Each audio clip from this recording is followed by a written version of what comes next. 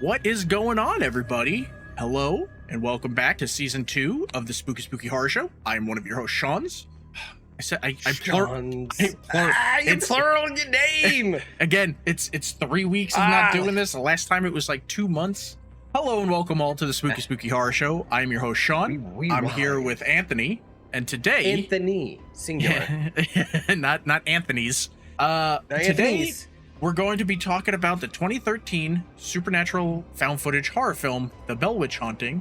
But before we get into all of that, Anthony, how has your month been? Have there been any big changes? My month has been absolutely insane. I have managed to pack up a whole entire 3-bedroom, 2-bath with a basement in 2 weeks while working on this other fucking house. Told my landlord to fucking never message my fucking, don't ever come into my life again or I will fucking sue you.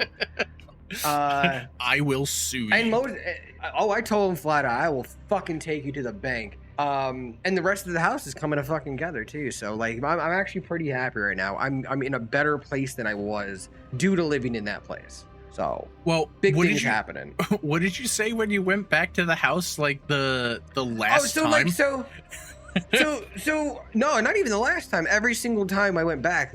So we've been pretty much sleeping and living here since probably like the 12th or 13th, because we needed to get like the beds and stuff in and we needed to use the box truck. So we ended up sleeping here from like the 13th on. Well, since there's nothing really wrong with this house, it's just like cosmetic crap. From living in our home to going to go clean up there, all you smell is mold and gas. Like, I don't understand how we didn't catch fire. Like, the amount of gas smell in the kitchen is alarming.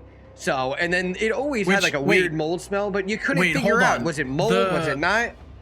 You got a new stove, didn't you? Yes, because when we moved in there, Sean, there was a giant fucking rusted holes in the top of it that I put my finger through, and I told him, you're fucking replacing this, or I'm buying one, keeping it, and not giving you the money. And he replaced it. Doesn't mean his pipes are good. Yeah, because I was gonna say, like, the old stove was dog shit, and then you got a new one. Which, did they not test the line when it was installed? They put a brand new line in. Buttoned it up. They're supposed to spray it with soapy water. Don't do that shit. You're fucking kidding me? That's called regulations. And even though Texas doesn't have regulations, out here, regulations don't do shit. Dude, the amount of ropes you have to go through to get a home out here is ridiculous. I told everybody up here, I was like, listen, I literally took 1 month to close. I made an offer. They accepted. We waited 2 weeks for the title. They said they had it. We went down to sign the papers. It took 90 days. And literally this fucked up lawyer that we have got the paperwork 1 hour before having to go sign the fucking papers, and then asked for more money. Yeah, no. I was like, you guys don't know how to fucking do this shit, bro. I was like, I said that actually, and my wife started crying. She's like, we're gonna lose the house. I was like, why the fuck am I giving them more money? I nearly gave them $20,000. Why do you need more money from me? It's not in the contract. You need another $20,000 from me? I was like, you call them back? I was like, what the fuck? I was like, you can call them back, and I am not saying a word to this whole entire day. I will sign papers, and I will look down and twiddle my thumbs. I promise to not open my mouth. Yeah, and that's exactly what I did. I sat there, I signed papers, and we went and fucking got our key and left. Last year, probably the year before, I started writing scripts for a horror anthology, like after the first year of the pandemic.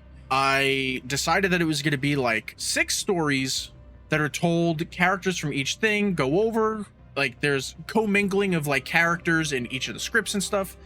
And each segment was going to be like a different genre. So there's like your classic 80s slasher movie, there's a found footage one, there's a ghost house, there's one with vampires. So how it's many like have you made? I have 4 of the 6 scripts done. I've had 4 of the 6 scripts done for the past like 2 years. Like ever. There's one script. There's one script that I couldn't figure out how I want to do it, and it's the found footage ghost like thing. So we have plenty of cameras for that. Yeah, well, not even filming it, just like writing it, because I know how to write regular scripts. Writing a found footage script is different because you have to take into account someone is holding the camera. So directions in it, you have to do it, have to be like, oh, well, this person would be seeing this person. If you're writing, oh, this is happening over here, it's like, well, who's looking at it? You didn't specify, so it was like a whole thing. I couldn't figure it out. But a Twitch streamer that I frequently watch, CDog VA, he was doing a cycle across Japan charity stream. So he was cycling 100 kilometers a day for 9 days and streaming the whole thing for the meme, the Israeli Defense Fund, because it's the IDF, but it's the Immune Deficiency Foundation. Oh, okay. It's just that when you go, really fucking weird. Yeah. If you type in IDF, Immune Deficiency Foundation, doesn't pop up. The Israeli Defense Force pops up. So the meme is that, you know, they're cycling for charity to fund the Iron Dome and stuff like that. Yeah. So I was like, you know what? We don't have the podcast that's going right now, so I don't have anything to edit. I'll try to figure out how to break this script. The last two that I have, it's the found footage one, and then the one that's kind of a continuation of it. A lot of the characters that are in that are also in the other one. It's supposed to be, each of those is supposed to be 15 minutes, so it's a combined total of a half hour, which would then get the entire thing to just shy of 90 minutes in length. For found footage, I like 90 minutes to be 100% on. Well, because when it goes think about longer, it, it's this found annoying. footage, the found footage with this is supposed to be about 15 minutes because it's just a segment of a different film, of like a whole film. You know? Okay. I'm currently sitting at 26 pages. I'm like, oh, I overshot That's not that. good for 90 minutes. Is that good for 90 minutes? I'm gonna have to figure out how to get it down, but I'm like, I just need to keep getting the thoughts out so that I can then look and be like, okay, we can take care of this. Because Do you use a recorder? No. But then, I can't. But then you see, I verbally say it. That's the other thing. I hate typing. Like my fingers end up hurting from typing. So the wife was like, well, why don't you use dictation? I was like, well, if I use dictation, then I have to go through and manually move everything to the right. It's just like a whole process. So I was like, fuck it. I'll just type as long as I can before I'm like, ugh, I hate this, and then stop. But yeah, now I'm 26 pages down and I'm not even done yet. There's still 3 more characters that have to die. So it's going to be like another 10 to 15 there's 3 pages. more people that must die. Well, yeah, because it's like everyone dies. So it's like I have to figure. So yeah, it's like, God damn it. It's the other children's book. Instead of everyone poops, it's everyone dies. But yeah, that's what I've been doing during all of this break. That and watching movies. I put on Tubi and just started playing a found footage Tubi's one, good. and it just kept going and going and going. Yes, I've even started if you watching. leave it on one movie, it'll still do that genre and just keep playing shit. Yep. And they're usually actually really good. Yeah, I've been watching their live TV stuff because they apparently the TV. They have a free I think Tubi's owned by Warner Brothers because everything is like WB Supernatural, WB like this, WB that. So they have their network. They have multiple horror channels. They have it's called like On 24/7. And it's just Mystery Science Theater 3000. I can only take so much of that show though. Yeah. So it's all the way back from like 88 and stuff. So it's just constantly playing all the episodes. So I was like, fuck it. So I throw that on and I watch that. But all right, let's get into some production facts. So The Bell Witch Haunting was written and directed by Glenn Miller. It stars Andrew Hellenthal, Catherine Alter, Ben Anklam, Ted Jonas, and Julia Kearley. Ted Jonas?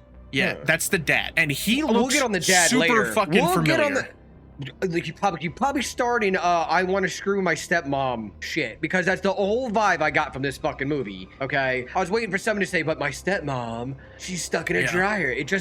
A lot of things caught me on. That dad rushed in way too quick on a lot of those fucking supposed to be teen fucking scenes. Yeah.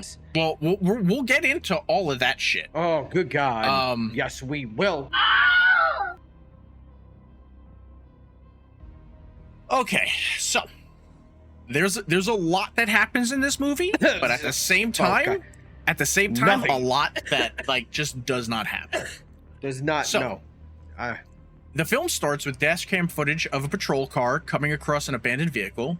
Officer, I'm gonna fucking butcher this. Bungalon? Bungalowa? Yeah, it's a name. It's a bad fucking name. He exits his cruiser, and then it somehow magically switches from the cruiser cam to his chest cam. Chest cam. And the other thing is, where are police car cameras? Are they in the windshield or are they behind? No, listen, it's actually differently mounted. Some of them had them on like the front, like of the dash, where it looks like it's looking from the hood down. Some of them have it in the cab. Some of them don't. Yeah. Some of them have it higher up. Okay. It's really how they made the car. Yeah, because I was gonna say this looked like it was someone was just sitting in the back of a car and filming with a camera. That's why I was like, it might have just do they been have them there? How they set that up. Yeah. He walks around this car and he ends up discovering the bodies of Scott Johnson, played by Drew Cash, and Lynn Roebuck, played by Laura Alexandra Ramos. And their bodies are just like laying on a fucking rural road in Adams, Tennessee. It then cuts to 6 hours earlier. Brandon Sawyer, played by Hellenthal, celebrates his birthday at an outdoor pool party with his friends Chris and his cousin. His friend Chris. And their cousin. His cousin Colby, who is played by Ben Acklam. Ben Acklam. Yeah. Brandon's parents, Michael and Jeanette, played by Ted Jonas and Julia Kearley, respectively, give him a video camera as a gift. It's a Blackmagic cinema camera. It's not the pocket cinema. It's a huge like, fucking camera. Yeah, it is. Yeah. I it's actually like fucking have it. And that lens, man. What the fuck? It is this camera. This is actually a camera I wanted to get, but it's old. And That I'm looks not a spending... lot smaller than the one that's on this fucking movie. Yeah, well, it's because of the camera and like the mounts that they have for it, but it's a good camera. I just won't spend $539 on a camera that is old and doesn't shoot 4K and shit like that. It doesn't shoot 4K for $600? No, Are you fucking kidding me? Remember, this is a camera that was out in 2013. Oh, okay, yeah, okay. Yeah. Did we, So we it's not like... No, we only had fucking 1080 back then. Brandon's sister, Brandon. I was like Brendan or Brandon. Brandon's sister Dana, played by Kat Alter, brings her friends Chrissy and Jessica to the party. I think it's the cousin. I watched it again today. I'm pretty sure when she comes, when Dana and the girlfriends come in, it's the cousin that has the camera. Why is he zooming in on Dana's ass? That would be his. I don't understand anything. I don't understand so much about this party and what weird shit is going on. It made me think that these two are cousins, but then you find out later on they're brother and sister. Who? Kobe's the cousin. Kobe's the cousin. Colby's the other cousin. Dude that turned around to look at them. No, that's who you're talking about. No. So in the scene, it's Brandon is sitting, we'll say in the front. Because then there's the dude sitting behind that has the camera. That's Colby, and then it's their friend Chris. Because the girl, so I think Chris was holding it. Yeah, I think it. No. Colby was holding it. Okay. So Colby is the cousin, and because the dark-haired friend that said happy birthday, she was saying that to Brandon, who is Dana's to Brandon. brother. I kind of gave him, a little ooh. So when Dana and Christy walk away, Colby, the cousin, still has the camera and he's like, he has it and he's watching, and then he brings it down square on Dana's ass in this tight dress, right? Terrible. We know that he's focusing on Dana's ass because she's center framed. We're seeing it. Yeah. So you can't even be like, well, he's trying to check out the friend's ass. Well, no, if he was trying to check out the friend's ass, that camera would have moved over and had her ass center framed, but he didn't. The cousin is checking out her ass. Now, I don't know if this is just a fuck up and they didn't really know how they were going to play it and stuff, or like people aren't going to pay attention and they just wanted to show a girl's ass. I don't know, but that ain't it. That is rough. Like you're throwing this. You're having this coming like, yo, what's up? Oh my God.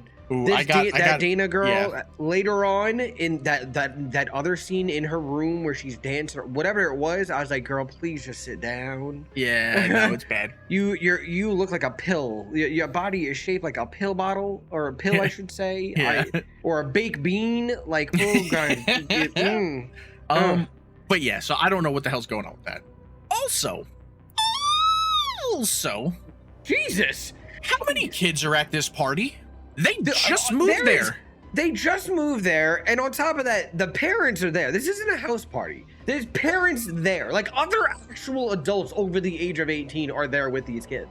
And all mayhem's out. Look going loose, as if, like, nobody was supervised. Yeah. So it's like, there's all these like kids at this party, but they just moved there, and this is brought up so many fucking times during this movie that they just moved here. They've been here like 2 fucking weeks. How are two of Dana's friends there? Did they fly in for Brandon's birthday? Because that doesn't seem like they would fly in for that birthday. And then if they did fly in for that birthday, sure where they moved from though. They moved from Chicago? So, but then because they talk about it, she's nowhere near where they were. Oh, okay. Yeah. Why would if they're flying in? Why would Jessica? I think it's Jessica that's like flirting with Brandon. Why would she be flirting with Brandon? She's just gonna fucking go home. Like there's no reason for that. Are these supposed to be people that they just met in the town, like at school? They wouldn't have had time. Yeah, because like when is this supposed to be taking place? Because if we're going by the cops footage, and like from what we saw in the beginning, this is 6 hours before that happened. So that put it, what is it, July 15th 2011. So if they just moved there 2 weeks prior, how did they meet these kids at school? That there are so many people apparently there. They just have a magnetic personality. Yeah, like, but there's gonna be a scene later where they're at school, but this takes place over the course of like 15 days. So it's still summer vacation. What the fuck are kids hanging out at school for? Like it's class. It doesn't make any sense. It makes no fucking sense. It's like it's that fucking problem. But now this had I think a bigger budget than a lot of the other things we see, like especially like the Gracefield incident, where it just seems like, oh, it's a bunch of friends hanging out on a weekend. It's like, hey, we're gonna rent a house, we're gonna go up and film a movie. Do you have a script? That's exactly what it looks like. Right? That's what a lot of this is. We're winging it. And there's a lot of filler in this, which we will get into. Then we get to this point. Now keep in mind, we're still not even like probably like 10-15 minutes into this film. We're not into this movie yet. They're all supposed to be high school kids, yet they are openly drinking around all of these parents. They're clearly drunk. Like the girl Christy, I think her name is. She's clearly fucking drunk. Yes. Have we even gotten to that scene yet? Not yet. They're so drunk to the fact that they're running around with beer, pouring beer out on other people that are sitting by the pool, like over other teenagers. The parents are just cool with this. Like this doesn't make any sense. That's what I was saying. Also, like you said, like we're at the part now. Teenage girls are not going to whip their tits out at a pool party with parents around. It's not going to happen. It should have been the parents are there. They make some burgers. They do a cake thing, and then they leave. And then the kids just have like a pool party. It's just like the parents go out. It's like, hey, we're going to go out for dinner. You guys have fun, whatever. Nudity is going to happen at a pool party. It's going to happen. Yeah. Well, usually. However, somebody's gonna someone's whipping someone's pulling titties out, someone's pulling a dick out. It's gonna happen at pool parties. I've been at plenty of them that it happens. Is it gonna happen at a pool party while parents are there? Absolutely not. That's not when that shit happens. That's so like this scene is like we were talking about on the very last podcast. I think I completely cut it out of the edited one, but it's one of those things where it's like, the director probably saw these girls. They're clearly not teenagers because you can't have actual teenagers pulling tits out. Like that's illegal. So these are probably like 18 to like whatever year olds. And the director probably saw these girls and was like, hey, yo, you got some nice tits. How about for this scene? Because it's a party, all of you girls like pull your tits out and you're like, woo, yeah. You're like woo girls. And they were like, but what does that have to do with like the movie? And it's like, well, because it's a pool party and like that's what girls do. And they're like, okay. No. And then they pull their tits out and they're like, oh my god, our tits are out. And then parents have to come out and they're like, how do we handle that?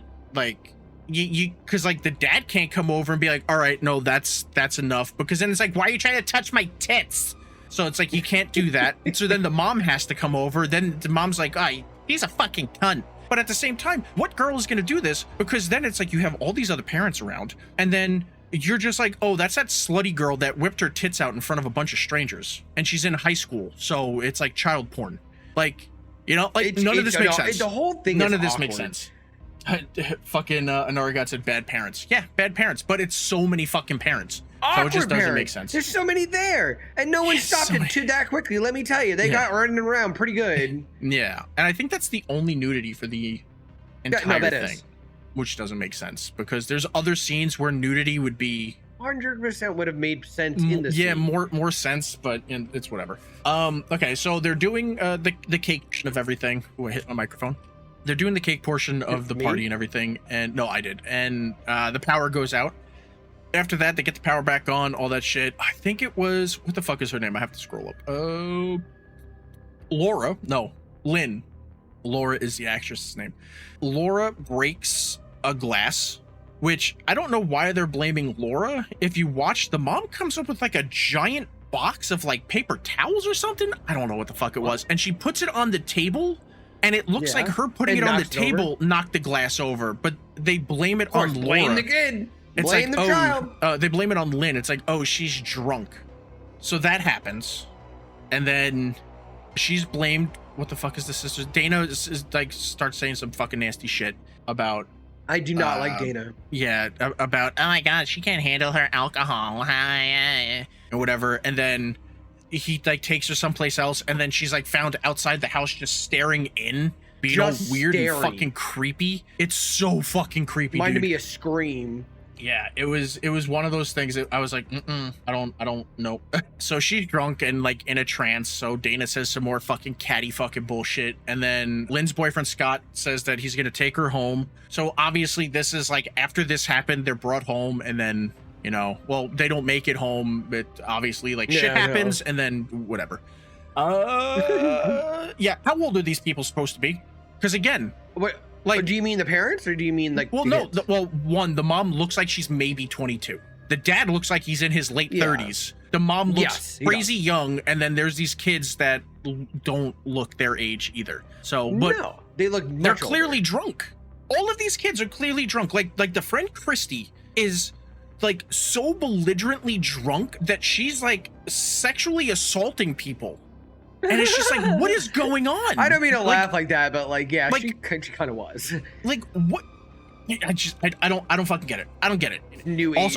Also, why is Dana such a cunt? But not only is she such a cunt, but why is she so loud while cunting? Because it's why cunty? Because it's like when she goes like, oh my God, someone can't hold their liquor. When she yells, oh my God. It's like, when what do she you screams, like? Fucking go away. Oh, it just goes like right the Bell through Witch me. didn't kill you fast enough. No, I don't like her at all.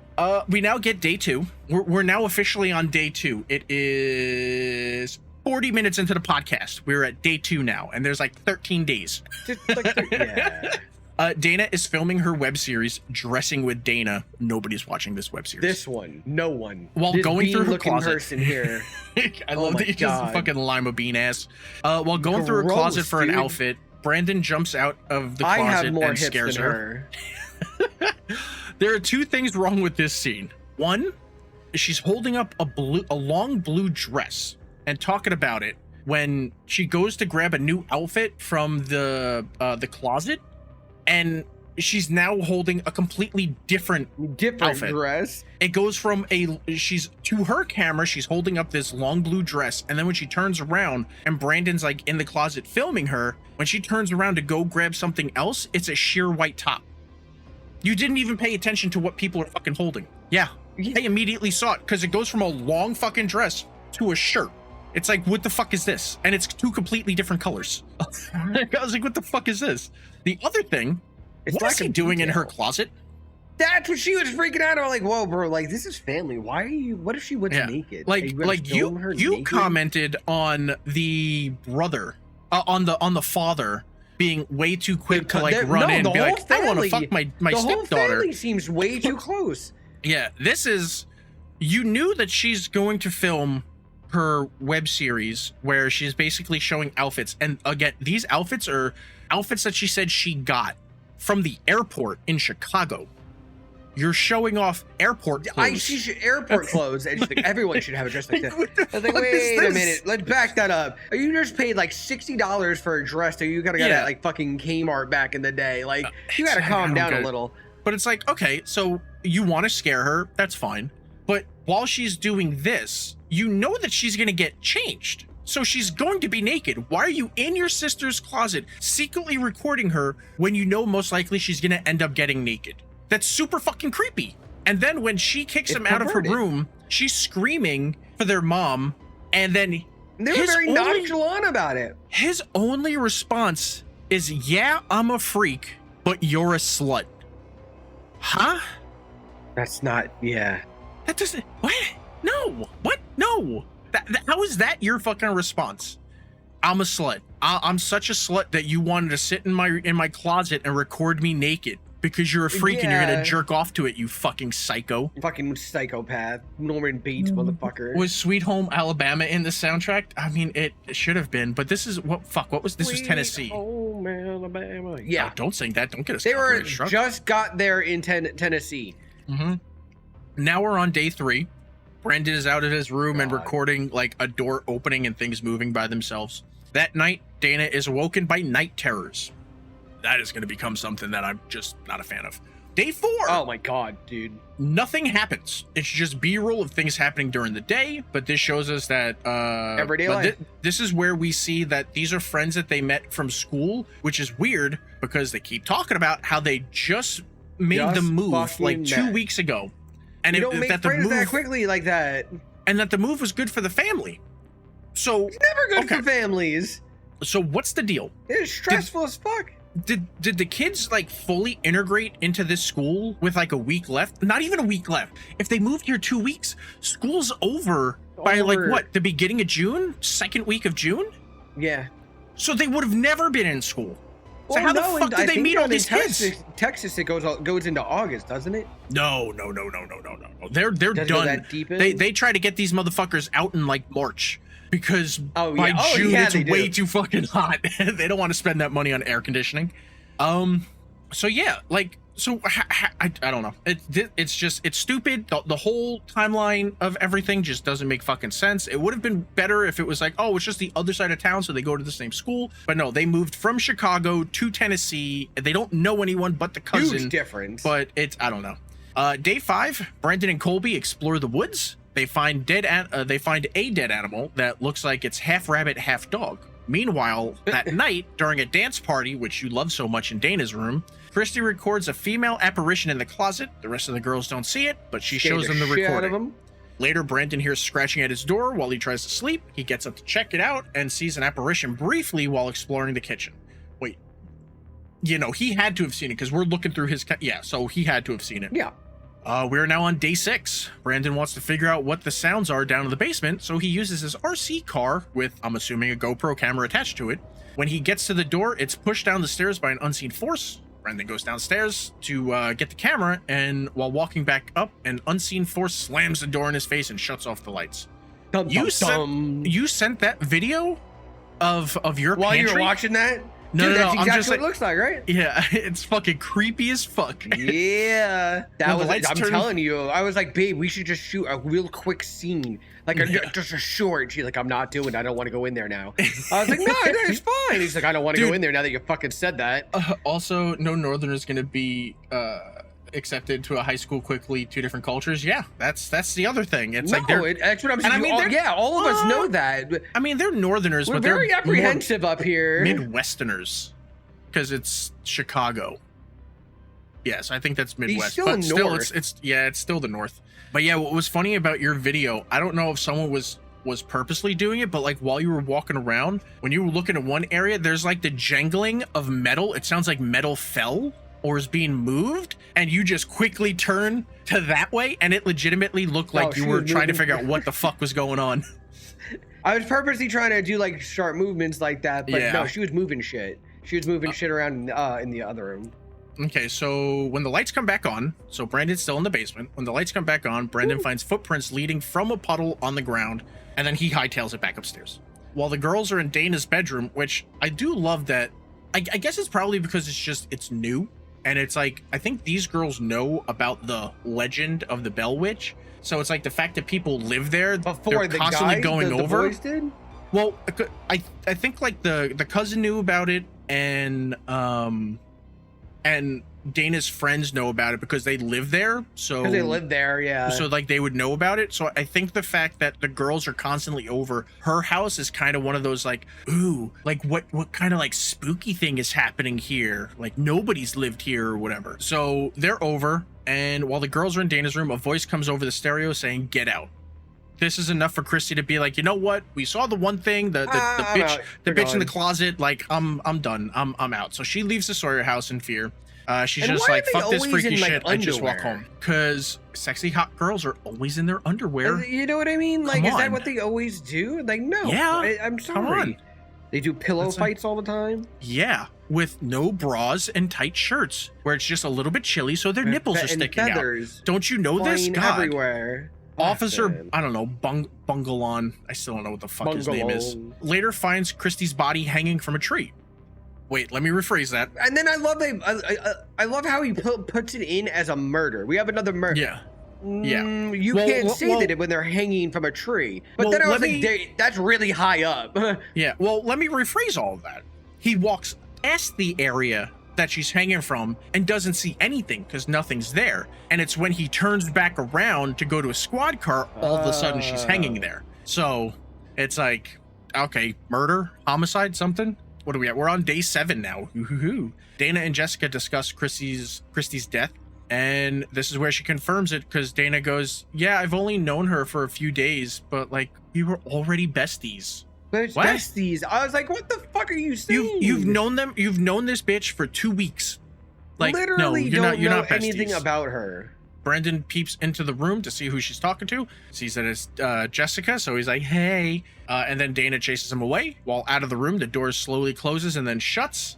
The friend, apparently, like, the second she walked away, she just stopped paying attention to the fucking screen. And then that night, Dana has more fucking night terrors, and I'm already officially over her nightly screaming routine. Oh my god. This is not something that they needed to there's keep no showing. stopping. Yeah, It's every night. It didn't It's every stop. fucking night. It's so fucking bad. So now we're on day 8. And it always results with the dad cradling her while she's in like Yeah. underwear and shit. And it's Yeah. like, oh my god. Hold on, let me scoop up your boobs. It'll be okay. Day 8, You Dana's look so recording. creepy. Dana's recording another episode of her web series when That's we awesome. hear Jeanette, the mom, fall in the basement. She's fine, but tells them that she got scared and fell because she heard scratching. So why would you Whatever. fucking? I don't know. It's like, yeah, it's one of the, whatever. Why man. would you I don't- fall? Exactly. It's like, Or did you just say "Oh!" that? Say it weird. Yeah, it's like I heard someone scratching and I went, oh no, and fell down. It's like, that's not what people Like- do, but sure, man. Fucking Peter Griffin. Michael, the dad, helps her to her feet, and they all hear noises this time. He goes to investigate, and it seems to be quieting down, and then a spooky gust of wind shoots past Jeanette and causes Michael to cut his hand. On what? I have no fucking clue. Brandon and his mother discover that Dana's face is mysteriously scratched out of all of the family photos. Ooh, spooky, spooky. Pops is cleaning some dishes while they talk about the family trip to San Francisco that Michael didn't go on because of work, when the drain shoots a strange red slime all over him. This is disgusting. I would not go and investigate any of this stuff. After I get a mouthful of whatever that fucking sewer gunk was, no, I'm calling a professional and being like, I'm walking away. I don't know what the fuck this is. I'm gonna vomit. I would have been gone a while ago, but no. Yeah. They Especially if they you go just out, moved in there. yeah, they go outside and find a, and yeah, it's like, and none of the shit started until his birthday party. So like, why that? You know, like, that's not explained why it wasn't until this specific time that everything started to happen, because they've already been in the house for 2 Yeah. weeks and nothing has happened. Nothing happened at all. They And were then there having a was the good birthday time. party, so it's like, I don't fucking know. They go outside and they find a puddle of red slime under the house. Brandon thinks it's a septic tank, so the dad calls a plumber. That's not what comes out of a septic That's tank. not what comes out of a set. Yeah. You know, whatever. Day 9. Colby and Brandon research the legend of the Bell Witch and discover that the Sawyer house, which is their house, What is took built on them the so same long? land from the 19th century haunting. Based on But the what bizarre... took them so long to look that up? I don't know. I think it's because of all the shit that was happening to Dana, and then like the door closing, that... Because I remember when they were saying like, we should shoot a film, and then they were talking to the dad at the birthday scene. They were talking about making like a film about Bigfoot or something. And Yeah, now they're changing it other to, fucking because dude. all this shit's happening, that they'll just make it about the Bell Witch. And because I think this is when he decides to like start putting up cameras everywhere, including the sister's bedroom that I don't think he ever told her about. That's just creepy. That's fucking terrible. Yeah. But yeah, based on the bizarre occurrences in the house, the two boys then set up surveillance cameras, throughout the home, because instead of making a movie about Bigfoot, they're going to do it on the Bell Witch. But the only rooms that they put cameras in are the kitchen, the living room, the dining room, the pool area, and then Dana's bedroom. Dana's bedroom. Did he Not get going permission to into put a Dana's camera in there? room or something. Absolutely not. Why didn't he put a camera in Who his knows? room? He heard scratching at his door. You don't know if that was scratching on the inside or the outside. You don't fucking know. Double You know? standards, bro. But he didn't put one in his room, but he had one in his sister's room to catch her doing her little freak out when like she's kicking and stuff in her fucking bed and the sheets come off and then her underwear rides up to show her ass. And yeah, well, it's convenient for that, for you to just suffer through the footage of looking at your sister's like half naked body. Like, oh man, the fucking, you know, like, what is this? What is this? That's fucking terrible. Jeanette walks into the living room turning off a lamp. What's up? All I gotta say with that is, it's creepy enough, everything going on, but just knowing how this kid's obsessed with like seeing her naked all the time. Yeah. It And he'd be like, it's well, no, bothersome. the ghost is going after her, so it's like he wants to figure that out. Okay. Why wouldn't you stay with? Why wouldn't they all sleep in the same room? Yeah. then? Why didn't you be like, hey, Dana, is it okay if I put a camera in here just to catch stuff so we can see what the hell's happening? Or as sleep Inariga just naked. pointed out in the chat, in the basement where they keep getting Yeah. locked in and there's the footprints and the dad cut himself. Like, what about outside where there's that weird red slime? Why are there no cameras out there? Why do you have them in these specific areas that just don't fucking matter? You have it in the kitchen, the living room, and the dining room. The kitchen and the dining room are the same fucking room. Why do you have two cameras in two separate? You just put one camera and it catches the whole fucking thing. Like, it's all this stuff. This is like, just as like everyone is getting into found footage and everyone's pumping out stuff where people don't fully understand the logistics of how a lot of this shit is supposed to go. So it's like, oh, we could do this, but then you have Everybody's a jack-offs. found footage fucking guy. But then you have jack-offs like me that are like, but why do you have a camera? You have two cameras that look at the same fucking area. Like, what do you like? That doesn't make any sense. But Gotta yeah, be so real. Jeanette's walking into the living room and she turns off a lamp. She leaves the room. When she walks back into the room, it's on again. So she turns it off again. And then she's gone and it turns itself back on. While Jessica and Dana are sleeping in a bed together, here's another thing. Well, he doesn't want to see his sister naked. He's hoping he can catch wait, why did I put Dana? Oh no, Jessica. Dana's the sister, Jessica was the friend. Because that was the other thing that was confusing, because I think they confused character names at certain points, which then got all fucking weird. But yeah, so he's not trying to see his sister naked. He's hoping to see Jessica naked, which is still creepy. They were flirting. And an invasion of privacy. If you want to see her naked, she's flirting with you, just ask her out. Like, there you go, boom, done. Yeah. Like, that's all you gotta do. Clearly looks very interesting. While they're sleeping in the bed together, which again, this is the other thing before I get into the rest. All of this shit is happening in this house. All this weird shit. Why are you letting people stay over? Dana's still not Dana. Jessica still came over, which is going to lead into a critique I have at the end. So while they're sleeping, the bed sheets rise up in the air in a really shitty practical effect and gently returns back down onto the bed before attempting to suffocate the girls. I don't know how a single bed sheet laying on top of their faces is supposed to suffocate them, but whatever. The dad gets in and Jessica leaves while screaming at the parents that the entire family are a bunch of freaks. Okay. that seems like a weird, like that seems like a weird, like, you clearly know, like, you can see going down. it's white bed sheets. Like, you can see through the bed sheets. Yeah. Like, you can see that there's no one in there and they're coming in and like, whatever. It was just a reason to get her out. Day 10, Jeanette cuts her hand while fiddling with the living room lamp and freaks out way too much. Does she have hemophilia? Because it's this tiny piece of glass that cut her finger in this tiniest fucking sliver. And like, she's she'll freaking live. the fuck out. Like, it's fine. But it's like, oh no. It's like, I don't fucking get it. Then we get this fucking dingleberry.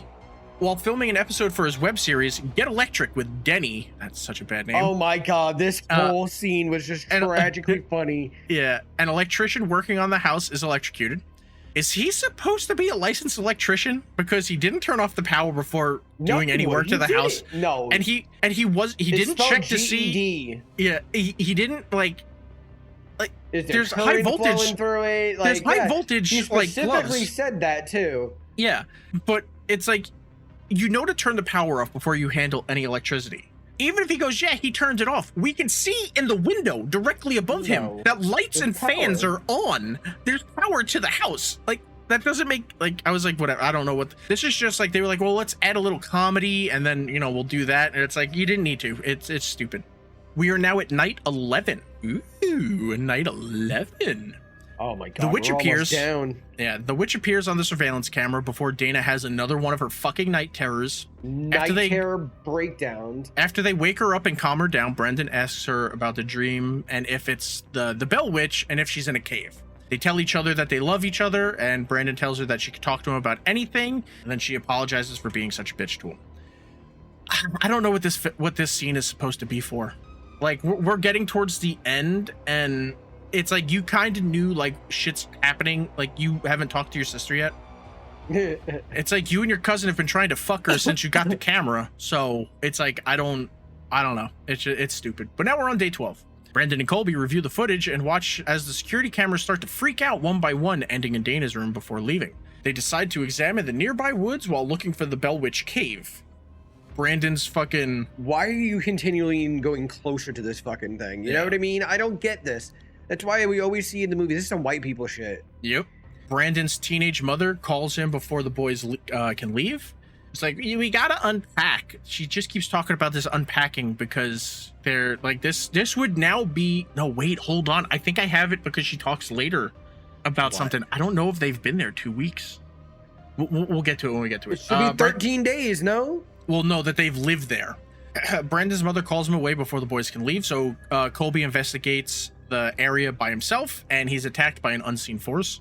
Later that night, Brendan and his father search the woods for Colby, and after finding Brendan's backpack, they find Colby's camera and then find his body with his innards torn out. We're on day 13 now. Day 13, while filming a tribute to Colby at the woods. Was this like Colby's lover? Was Colby gay? I said the same Did this not thing. feel like a lover saying goodbye? Yes. It felt like Brokeback Mountain in fucking like found footage form. It was very awkward. I was like, wait a minute, like this is a weird relationship, like thing here. None of this was explained, but then all of a sudden it's like at all. But why is this happening? Did they just need someone else? Out of nowhere. Living out of moving boxes for 2 weeks sounds exhausting. Fucking talk to Anthony. Yeah. You've been doing it. Hell yeah, it does. I've been doing it since the 10th. But yeah, so this just feels like a lover saying their final goodbyes. Even though Colby was checking out his female cousin's ass at the beginning of the movie, it doesn't matter, whatever. God. Chris is attacked and killed by the witch, and it's a decent effect. Like, this dude's death it's pretty good. But now we're at night. They had a few good ones though. Yeah, I think the flash scenes with her possessed and the witch, they were done pretty good. They weren't like crazy scary, but they were. But like all of that is at the end, so it's all this of nothing, and then you just get it at the end. That's just fucking lazy. Night 13, Michael sleepwalks outside to the pool area in a trance. He goes into convulsions as the fireplace lights and burns. The dog eventually comes out and I thought the dog was gonna pee on him. Legitimately, when he walked up to him, I was waiting for her to pee on him, and I thought that's when it was gonna end. That was one of the times I thought the fucking movie was gonna end. People, if you did watch it, tell me when that dog didn't walk up, the first thing you thought in your mind was, it's gonna lift this thing and piss on his head. It's gonna lift on the... I'm sorry, it just made sense. It would have made sense, but no, they didn't do that. But yeah, so Jeanette ends up waking up, and she looks for her husband. It's convenient that, like, she wakes up and she looks great, fucking hair, makeup, all that shit's fucking done. She finds blood all over the sink and starts screaming because apparently that's all they hired her for, her looks and her ability to just scream. This wakes up Brandon, so she runs downstairs and calls 911. They called 911 too many times. Yeah, I just have written the mom is super hot but super overreacts with everything. Officer Bungalow, or whatever the fuck his name is, eventually finds Michael wandering a dark road and screaming, "Get out of my house." I'm guessing the cop tased him. You know, like I'm guessing that's what happened, because he still seems out of it when he's brought home.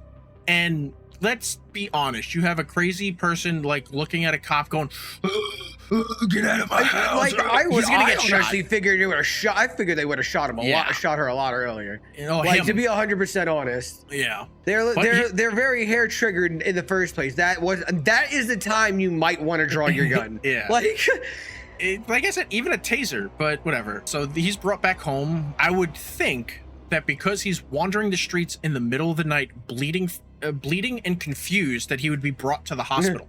But this is the South, so that doesn't happen. He's just We brought don't home. need no stinking hospital. Back home, Brandon has his camera all up in his dad's face, asking him if he's all right, only for Michael to spit up red slime. You know, the red slime that splashed him in the fucking face earlier. Dude, it looked like he took that makes you want It reminded me of South Park when they were eating their tacos through their asshole and shooting out their mouths. I was like, what the fuck was that? Yeah.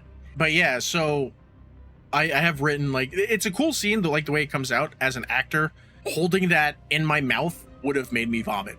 I'm very much about texture, and that texture, just looking at it, made me want to vomit. Brandon screams for his mom to call 911. Then she comes running over, all high-pitched, freaking out, and is now telling Brandon to go call 911. It's like, this is how people die, people. Dana goes to the basement, and the Bell Witch traps her there. She's screaming for help, blaming Brandon. Lady, the whole family knows weird shit is happening. Why would you think your brother is pranking you? Brandon? Yeah. I mean, fucking come on, man. This whole time? It just doesn't make sense. So Jeanette calls 911, again screaming, and this time that she's unable to find her daughter. Officer Bungalow later finds Dana in a drainage pipe eating a raccoon and returns her to the Sawyer residence. No, it was a raccoon. Dude, bro, why wouldn't you take her to the fucking doctor? Why wouldn't you make sure she doesn't have rabies? How are you bringing her home like this so never much. Happened? There's so and if fucking there's much a camera in your cruiser, then no one sees that footage from your cruiser when you're done. You erase it. No, I know you have to hand that in. Yeah, like, you have her walking up and fucking Not her even face just like inside of a fucking like raccoon and shit, covered in like raccoon gut.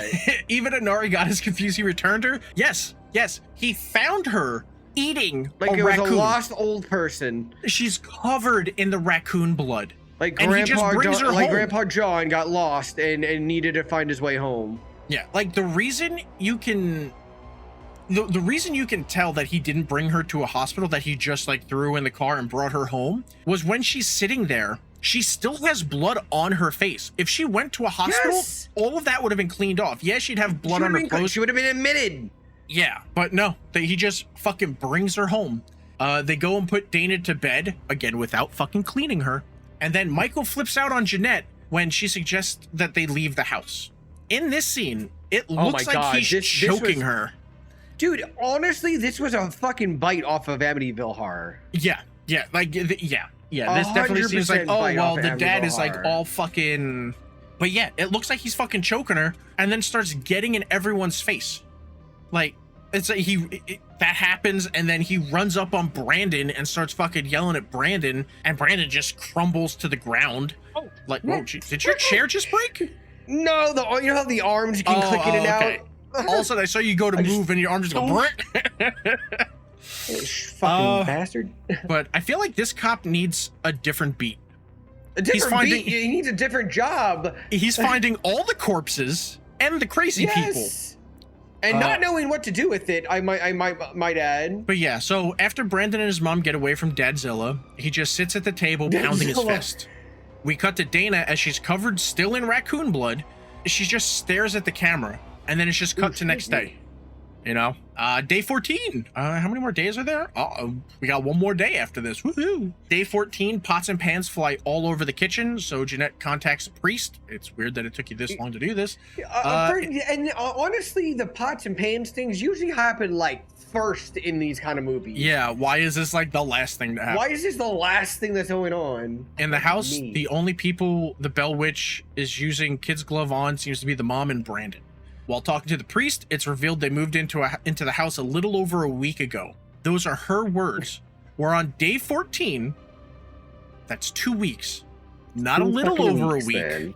That's 2 weeks. That's two full weeks. So that would mean at day 14, we're at 2 weeks.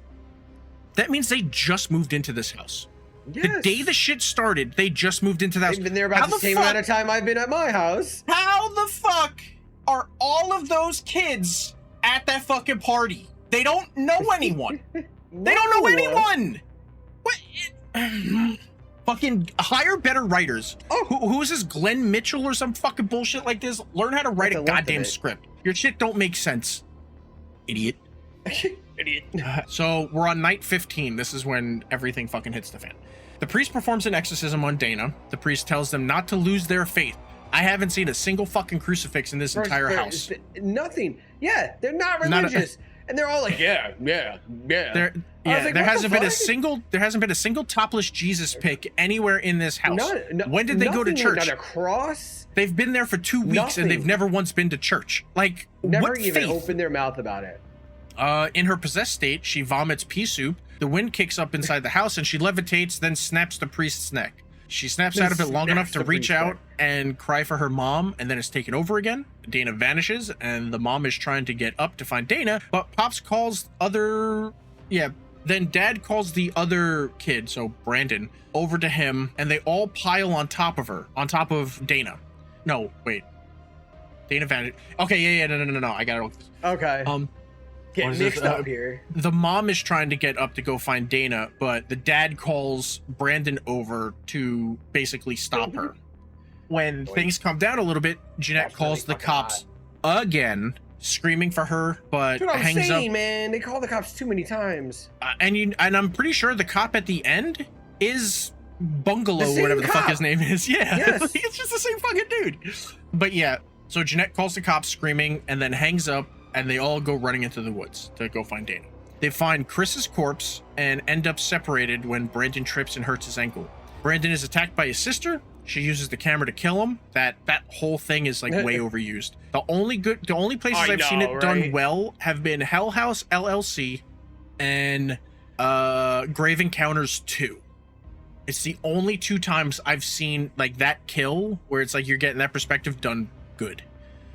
They're still screaming for Dana when they realize they lost Brandon. Jeanette spots Dana behind Michael. Michael spins around and fires his gun at Dana. When did he get a fucking gun? I don't know when that happened. More importantly, why does he have a gun? You're going for your daughter. Like, there's no reason for you to have a gun if you're trying to save your daughter from herself. He turns around and he turns around to his wife and somehow shoots her instead. Like, the wife is in one spot and then it's like Dana's behind him. So he turns around, shoots the gun, but then it kills the wife who's now behind. How the fuck does any of... Just look at... If you drew the diagram, fucking... This... We're doing forensics I'm trying to make sure... now. Okay. This is the dad. Ballistics testing. This is... trajectory of the bullet this is goes Dana, this way. right? This is the mom. The mom goes, "It's Dana!" And then the dad turns, shoots, but then she dies. Did that bullet just fucking magic bullet? Is this the same shit used to kill fucking Kennedy? Like, what was it? Eagle Eye? Yeah, it's was like, the Eagle Eye went around her? We're watching the fucking remake of Wanted. Remember that Angelina Jolie movie? Yeah. Yeah. But yeah, so I don't know how the fuck he shot her. Dana then forces the father to turn the gun on himself. No longer possessed, Dana comes to her senses and sees all the carnage. She follows an apparition to a nearby cave as it drags her mother's corpse away. When she comes face to face with the witch, and then it just cuts. The epilogue text reveals that Dana currently lives in a privately owned asylum on the East Coast and still suffers from night terrors, and her mother's body has still hasn't been found. And that is the end of the Bell Witch haunting. Ghost used the girl's body to voodoo doll kill her mom. Yeah. No, it's long. So fun facts: the urban folklore has it that the ghost was the ghost of a witch named Kate Batts haunted the Bell family's farmland property in 1817. So that's like where this whole shit came from. They say this takes place in Adams, Tennessee, and that it's in the Robertson County, but there is no Adams County in Tennessee. So it's that. Oh, so and then it has an alternate title of the Sawyer Family Murders, aka the Bell Witch Haunting, and that's about it. All right. So what I like and what I dislike. I would have preferred if they got to the investigation. Like, they didn't even really focus on the investigation part a whole lot. I would have liked it more if Brandon and Colby. Yeah, I would have preferred it more if Brandon and Colby investigated the Bell Witch, like that actual thing, and did all that instead of the constant fucking nights of night terrors. So that have Colby die earlier on, and then it transitions to Brandon and Jessica. Like doing it got everything. latched to them. Because Jessica was the one that, even while all this shit's going on, she's still coming over. She's still being helping because she kind of has a thing for the brother, but she's friends with the sister, like whatever. So when Colby dies, he talks to her about it, especially if it's like Kobe. after like the whole bed thing happens, and she's like freaks out. She comes back to talk to Brandon about everything, and then it's like, oh, okay. Especially since Jessica, she was into Brandon, but she's also the only one besides the sister to survive.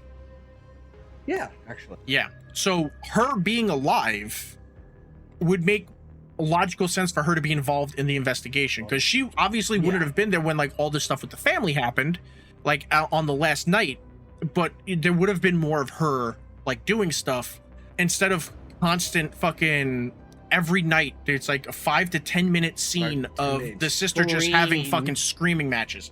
Like it didn't make any sense. It's terrible. Where did all the cameras come from at the end of the film? Did Brandon go around attaching GoPros to the cameras? Everyone had a camera. Where do those cameras come from? He's carrying his camera. His camera. Where did the other cameras come from? Did he just like, don't worry, we'll go. Let me just attach these GoPro cameras to our flashlights first. You know, like that didn't make any fun. Like that shit you need to think about when you go through it. The acting in the film was fine. I thought it was terrible. Except when things got ramped up. Whenever things got ramped up, audio was peaking out of fucking control. The mom screaming that's an editing. Well, I mean, we don't know what they're using to record audio. You know, like right now we're recording our audio to Audacity. So on the stream, our mics could be peaking, but the way we're recording audio here is it's called like, I think like 32-bit float. So it doesn't allow your audio to peak. And if it does manage to get a little bit too high, there's enough information in there that you can lower it so it doesn't peak. So your audio can sound perfect. They weren't doing this at all. And this is like basic ass fucking shit. I have... Here you go. Bam. Here you go. An easy fucking thing that you could throw in to monitor your fucking audio. This is a Tascam DR60D Mark II. So you can check to make sure all it has like the little inputs and everything. It could screw right down onto the bottom of your camera. If you saw the Blackmagic camera before, it had like all the little mounting points. Boom, this can mount right down to the bottom so you can see what the fuck is happening. Okay, a simple thing. On the fly. Yeah, this costs like next to no goddamn money. So why the fuck weren't you using this to record this? Especially if it's the 911 call. Why is she peeking? Why is she peeking in a 911 call? You don't have her on camera for it. No.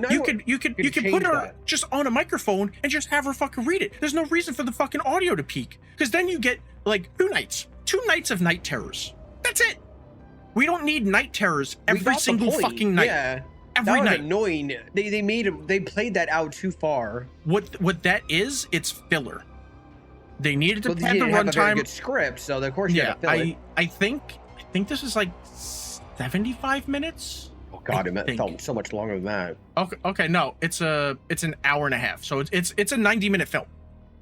So Jesus, the film itself could have been so much better if they cut out all the scenes of all the goddamn fucking night terrors. That's like another half hour to 45 minutes of shit that they could have put in. We didn't need the stuff with the electrician. There was no fucking reason for it, because like she touched a light bulb and the thing popped.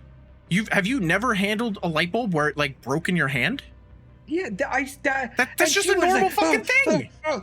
Like, oh my god. Okay. I mean, how bad? I mean, I've been shocked by house fucking electricity before. I lived, but it fucking hurt. But I ain't act like that. Like, of all the things, there's a red like cummy slime that just shot out of a sink into your face, and now you're regurgitating it. You said you're calling a plumber. What happened to that? Why would? You have a puddle of red slime outside your house. Is that not something that you're gonna fucking like talk about? Like that of all the things, a light bulb popped or red cummy liquid shot out of a sink into your face. Which is more important? If this happened in your house, which would you take care of? The red cummy liquid or a light bulb breaking? Well, how are you gonna see the red cummy liquid? I'll be devil advocate. How are you gonna cummy liquid? How are you gonna see it? It's on your face. How are you gonna see it? It's on your face, and now you're There's spitting no way. it out. I can't convince you about any of this movie. I'm just letting you know. Desi goes, if it was on my face. You know? And it's like, yeah, red goo's got to go first. A light bulb popped. It's like, oh, fuck. All right, unscrewed, put a new one in. Like, I just, it's just stupid. But no comments gonna be on my face and leave it there. It's not a goddamn face mask. But yeah, it's like a good like There's half women hour. that do that though. Close to 40 minutes of this film is just her screaming. It's constant footage from inside her room. And it's if they just focused on, because it's like Brandon's performance was good. The mom, besides the screaming, was perfectly fine. The dad, if he wasn't constantly running into the room and cradling his daughter's breasts and ass as like she's waking up from a night terror, like his performance would have been fine. Dana was a cunt, but she's supposed to be like a teenage girl. Like it's like whatever. I don't fucking understand what any of that is. And then like the two friends, Katie and Jessica, like they were fine. Colby was fine, but besides the fact that like he's checking out his cousin's ass, it's like I don't know. But it's like if they just cut out the garbage filler shit and focused on writing like an actual investigation thing, like they said that they were gonna do. The whole point of it was like, yeah, let's investigate this thing, and then it immediately it's like, no, we're gonna move on to like her screaming again at night, and now she's eating a raccoon, but not being brought to the hospital for eating a fucking wild raccoon. Oh, dad had like a fucking aneurysm and was walking around the neighborhood screaming, "Get out of my house." We just brought him home. He didn't go to the hospital. Like, none of this makes fucking sense. None of this would happen in the United States. You can't even say, oh, well, it's the South. It's like, no, if a cop comes across a fucking 90 pound, a girl that's like 95 pounds soaking wet, sitting in a storm drain, like fucking Gollum, just like to a fucking raccoon. Precious. He's not taking her home. He's taking her to a hospital to be like, hey, she might have rabies or something. Like, nice. So it's like I don't know, man. It's the movie could have been so much better. And like I was going through IMDb reviews and people are way too brutal. Yeah, they're really hard on it. The movie isn't that bad. Like there's a lot of good aspects to it, but there's just a lot that are just I don't think it should be down that bad. It's just not a good movie. It's nothing to be all ooh-ah about. Yeah, there's far worse films out there. I couldn't like, and I specifically picked this movie because I watch this every couple of months. Like I've seen this a lot. I've seen this film. Why? Probably a good 15 times. Hell House I can always watch. Because it's just one of those films. It's like I know what happens. Like I said, the acting is good enough. Oh, like a background movie? Yeah, and it's like I could just have it there. Would I rather watch what's it called? A Hell House? Yeah. And I still want to know what's happening with the next Hell House movie because that's supposed to be coming out. Yes, I want to know too. But yeah, it's like I don't know, man. But what did you like and not like about this? Besides the daughter's bean-shaped body. Oh my god, dude, that was terrible. Oh my god, looks like her fucking pants were falling off of her. I'm like, why is she sagging? Oh wait, she doesn't have hips. That's fucked up. I mean, honestly, it's not that great of a movie. If you were going to watch it, definitely don't pay for it. They did have great aspects that they should have worked on more. They bounced around too much. I didn't really understand why you started off this Bell Witch thing and then you just dropped it, brought it back, and then dropped it again. You should have stuck with that. Go like investigate that. Go to another place. Supposedly they said the Bell house acreage was very large. That like where this cemetery was very large. So go to another part of this little region and look at another house or something to like correlate, have some things happen there. Nothing. They just kept going back to the fucking dumb sister and the yelling. Like, because it's like what? I don't know, man. I don't know. It's in my head, and I don't think the acting was that great. Oh, like I said, acting could have been a little bit better. It was fine. Like it wasn't great. It was fine. It was middle of the road. You know what I mean? It's like whatever. But yeah, and it's like I know hindsight, is 50-50, whatever.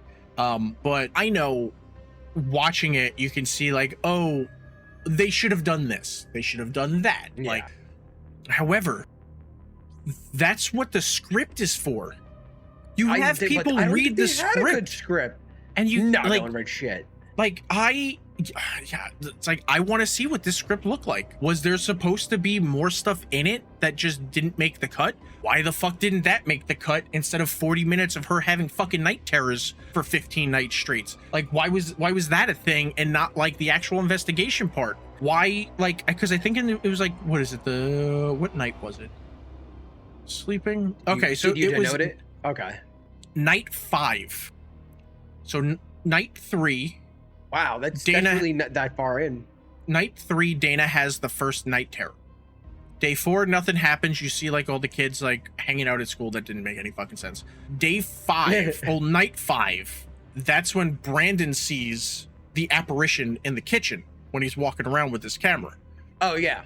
So at night 5, you've already seen this thing. Some shit. Yeah. Why is it now? So that's day 5. Day 9, Colby and Brandon decide to research the legend of the Bell Witch. Day Why did 9? That's so fucking long. Why did it take 9 fucking days for you to be like, well, what is this about? Like, that doesn't make any sense. That would have been like, you talk to Colby, because apparently Colby hasn't experienced any of this shit. You go, bro, like, what the fuck is this? And that's day 6. Day 6, you start investigating, and you can have them go out and that like, would have been a good script. Like day 6, they sit there and they just get all the information and maybe explore other areas that like aren't the woods. Day 7, the night 6, that's when like the shit happens where Christy decides she's leaving and ends up dying. Day 7, Dana and Jessica discuss Christy's death and, you know, I'll always be here for you, blah blah blah, all that shit. And instead of the fucking night terror scene that we didn't fucking need again that night, you have it be that Brandon and Colby are gonna go into the woods to investigate, and then the mom is like, no, and then he goes like just before that like happens, like that's gonna be during the day, so that what is it, day 7, well night 7 is when the dad goes with Brandon and they find the backpack and like the dude's entrails and shit like that. Yeah. So that's day 7, because then Jessica leaves, Jeanette filming. Yeah, so then they don't actually go search and do all that stuff till like night 10, day 10. Night 9, day 10, stuff like that. So it was just like, a lazy way of going about it. They let it happen to themselves. He could have died day 6. Like night 6, they find his body. Day 7, instead of it being online, it could be Jessica comes over and they're talking, and that's when they find out like not only Christy died, but Colby died as well in the same woods. Yeah. Instead of having the cop find Christy while they're looking for Colby, they don't find Colby's body, they find Christy's body, but Brandon's backpack that Colby had with like the camera and everything. So then it has Jessica and Brandon get together because Dana's still doing all her weird fucking bullshit. And then you have that go. Like a fucking weirdo. So that when Jessica stays there with Dana and like that shit happens, you don't have that weird. No, day 7 isn't when that happens. When the fuck does that happen? That happens. Yeah, so they don't even go and investigate the woods until like Brandon and Colby, when they do the security camera and then do all that. They don't even go and investigate till day 12. Bro, that's so far in. Yeah, exactly. That's like that's the laziest shit ever. That's why it's like I'm trying to see day 14. Jenna calls. No, that's day 14. She calls the police. And go to flip out. So then it had to be day 11. Where the fuck? In his ass. I'm trying to see when the bed thing. Okay, so the bed thing happens on day 9, on night 9, when Jessica's like, "You guys are freaks. Your family's an entire bunch of freaks," and like leaves.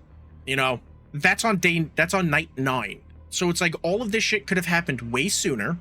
And then when that happens, instead of having that your whole family's a freak, involved. Yeah, it's she kind of knows what's happening, and she runs to Brandon for help.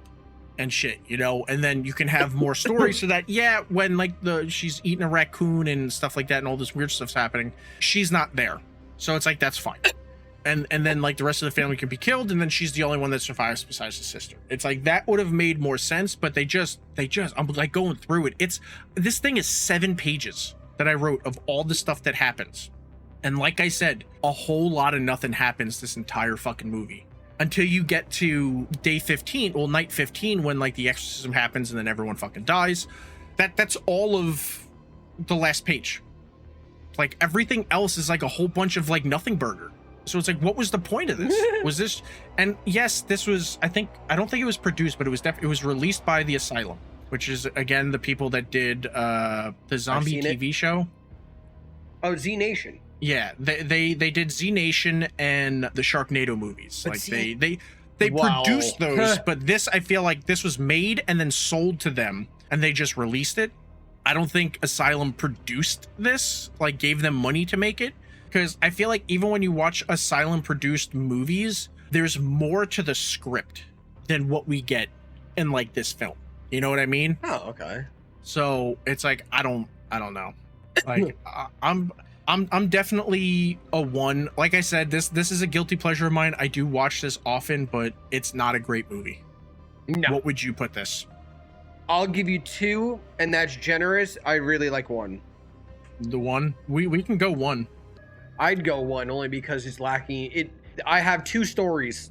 You have the Dana story, and then you have the Blair, the Bell Witch. They should. Yeah. That's what I caught out of that. It would just made no sense. What is the Goosebumps books? Yeah. Okay, so this is Or this is a Stein 1 star. fucking... This is not going to a 3 star. And then next week we have the Mothman tapes. What's this movie? The Mothman tapes? I am gonna preface this. So the reason this movie is on here for us to watch, it's on Tubi. I watched it, and it's about a group of paranormal investigators trying to investigate the Mothman sighting in some, I think, Welsh town. So okay. I asked Ryan about it. Is this park real? Is he saying shit? He said, yes, the park is real. I was like, okay. The Mothman myth is That's real Virginia. too. Like yeah, but that's Virginia. Yeah. That's where it is. So, but this is supposed to be a Mothman that's in the UK. So I'm like, UK? are there any okay. things about the Mothman in the UK? And he's like outside of that? He's like, no, That's there's odd. nothing. That sucks. So I'm like, there are probably other cryptid things that are UK based that you could fucking do a movie on. But you chose Not to do use an American, American-based myth. You chose to use a Virginia fucking cryptid. Like, that doesn't, why? That's so fucking dumb. And I watched it, and it's not good. And now I'm gonna make you watch it. Oh, And I'm gonna make God. everyone else watch the fucking trailer for it, so that if you guys want to watch it, you can watch it on Tubi. But yeah, there's some comment here that said there's already a found footage horror film called The Mothman Tapes in production in the US that has been picked up for distribution and announced in the press alongside 2 trailers, so you might want to consider changing the title of yours. This was posted 4 months ago. You're a fucking moron, dude. Like, this movie's been out since 2022. Like, this movie came out like a while ago. But yeah, let's... Choose the Mothman. That dude's the Mothman. I like that. That dude's the Mothman. Yeah, so that is going to be next week's video. Whoa, back it up there, back it up there. What? Go full screen on the Discord for me real quick with that. What is that said? What is that? What? M. Night Shyamalan's new movie? With that right there. What does that No, say? this is Yeah. called Nightmare Radio, The Night Stalker. Okay. Yeah. I thought that was a new M. Night Shyamalan movie. No. But yeah, so that's going to be next week's video, the Mothman tapes. I'm sure once you are fully situated, we'll go back to like movie nights and shit at some point and everything. Attention. Oh, and you could even see if you still have the screen up. This is the World. film 13. This is I like the can't last see film. it. It's a small ass fucking screen. Where the hell's the pop out? Broseph, that is small as hell on my screen. I know. can't see Oh, what is shit. this? The Museum Project found footage horror. Okay, we're gonna save you to watch later. What is this? This is What is it, 13? The Secluded House? What am I looking at? yeah 13 by Cloud House Films. Okay. They have it on YouTube. Oh, Movie okay. night. I'm gonna Movie add you night! to save later. Ooh, there's a lot of things here. What is all this? Ooh, okay. Save to watch later. I don't care. A Wendigo Slenderman movie. That doesn't even make sense. You're stupid. You're Why dumb. would you do that? Yeah. Exactly. Oh, and does it look like they're making it in a 76 engine? Like they use it as in the game and just take pictures and shit? Probably. I don't fucking know. But ooh, there's also this. God damn. There's you see, you watch one thing and then all of a sudden the algorithm gets you. The algorithm gets Pay you. attention. Like a fucking squirrel. The person with ADD telling the person without ADD to pay attention. That's the worst. But yeah, so we will be live again next week. Thank you everybody for stopping by, and see you all next time. Bye.